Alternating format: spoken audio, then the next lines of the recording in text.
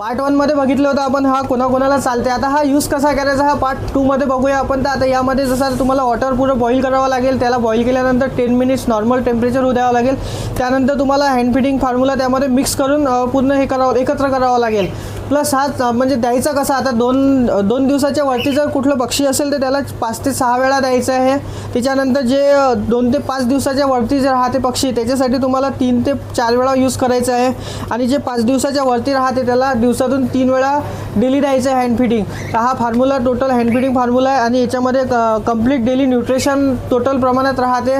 तर हा तुम्ही जास्तीत जास्त यूज करू शकता आणि आपल्या बर्ड्स बेबीजला छानशी स्ट्रॉंग करू शकता आणि त्यांची इम्युनिटी पण वाढू शकता आणि लवकरात लवकर ग्रो होते. आणि याच्यासाठी तुम्ही पेट्स लाईफचा हँड फिडिंग फॉर्म्युला यूज करा. कुठं मिळणार तुम्हाला तर माहितीच आहे. तर मग या मग आणि आपल्या बेबीजसाठी बर्ड्स बेबीजसाठी हँड फिडिंग फॉर्म्युला घेऊन जावा. धन्यवाद.